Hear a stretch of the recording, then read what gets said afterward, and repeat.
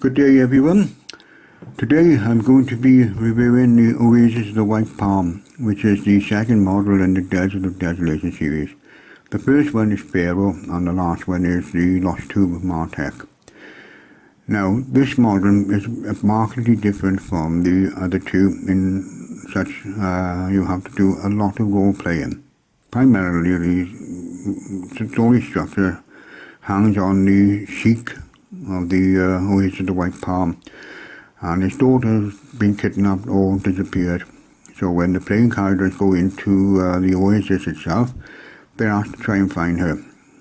So they start encountering different factions, different personalities and people, and have to start role-playing in order to be able to find out the answer to the mystery.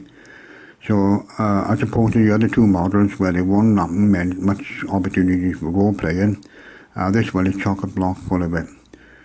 For the dungeon bashers, they'll have to go down and kill various undead or monsters. There's plenty of opportunity to do that in this model, given the fact that there are two dungeons here. The model itself consists of 32 pages, as usual standard format they had for TSR back in the day. And it was published in 1983, so us oldies remember the days well. It was written by Philip Myers and Tracy Hickman, and I suspect the inclusion of Philip Myers in this particular model as a writer is the reason why there's so much role-playing going on in them, whereas Tracy Hickman and Laura Hickman wrote Pharaoh and sold it to TSR and then edited it to apply to TSR ethos at the time.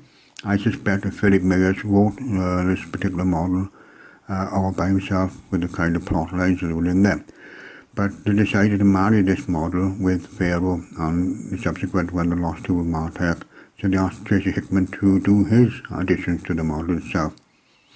So by and large, I would say it's wholly Philip Myers, and the encounter tables and certain elements, such as the star, Mo Peller and so on, were added by Tracy Hickman to tie in better with the other two models.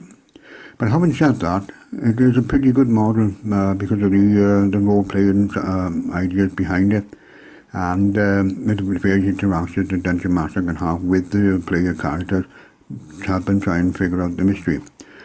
Now, the booklet, as I said, is 32 pages long. You could price Macy for the, just taking bits through the first bits and then up to the end. There's beginning parts where we'll have the desert wilderness and rules and descriptions of how to actually survive and operate in the desert itself. Like, for example, how much water you need to travel from one part of the map to the other, how fast the camels can go, how much they can carry, and you can even have horses in the desert as well. You have rules like sight and distance, how far you can see, and in this case you can see approximately 4 miles if you stand on the highest dunes. It's also followed by the random encounter tables, which are typical desert adventures, or rather typical fantasy desert adventures. You have giant tarantulas, creatures called dust diggers, dust storms. You also have special event encounters as well. Should be roll a 9 to 10 on the normal random encounter table. You then have to roll in the special events table, where you meet with members of a dervish hunting party. You see a pillar of smoke in the distance, a purple worm might appear, or you come across a mirage. It's followed then by details of the, they have the details of the encounters which you can actually work with, and it's pretty well written out. After that you get the rumour table, which, to be honest with you, rumour table is just a convention, it's a sort of hangover from the early parts of the TSR Dungeons and Dragons model. It doesn't really need to be in this model, in my opinion. You can just easily get rid of the rumour table and not really bother about it. I certainly never used them, and I don't see why anybody else should. Right, after that then you're given the various encounter areas in the model when you follow the map. We have like B would be battle plain, E would be bleached bones and sinkholes and so on and so forth. And so when you travel through the desert, these are the encounters you'll meet. Then the main section comes across then is the Oasis of the White Palm itself, with details of the White Palm, the tents and the inhabitants of said tents, random encounters, and also the personalities that you meet. Now, in the first part of this model, they were given sort of a bare bones outline, like the level, the kind of character class they're at, and names and type of species like halflings and so on and so forth.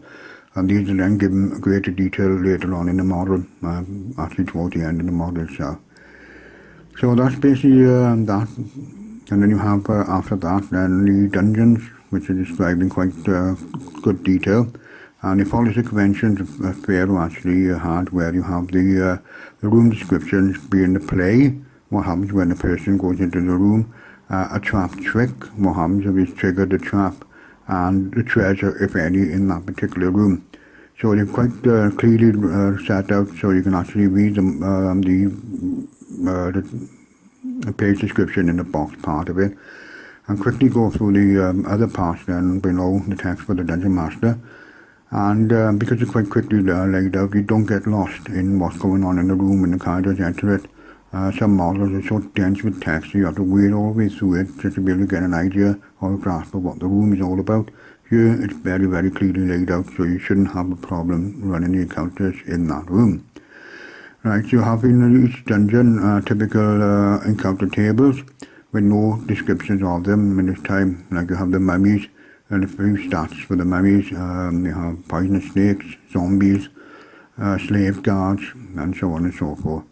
And the box description, well, at the beginning of it will tell you exactly why that particular dungeon exists and what the reason for that dungeon is, so the Dungeon Master can have a good idea of the overall ethos of that particular part of the dungeon.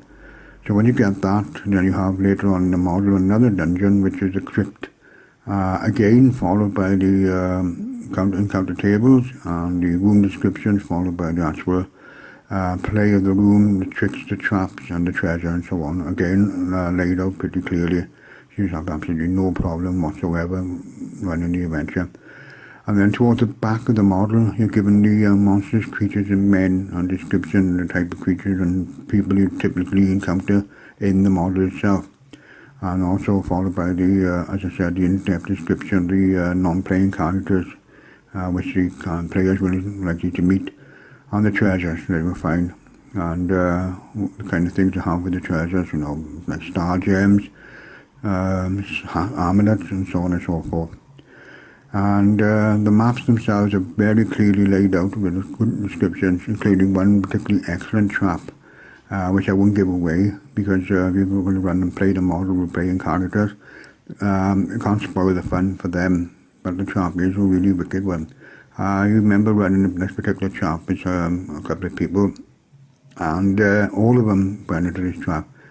And it took a lot of figuring out how to get out of it. And one genius had an absolutely brilliant idea and managed to get them out there. But for about 10 minutes, it was a lot of fun interacting with them to try and for them to try and get the solution.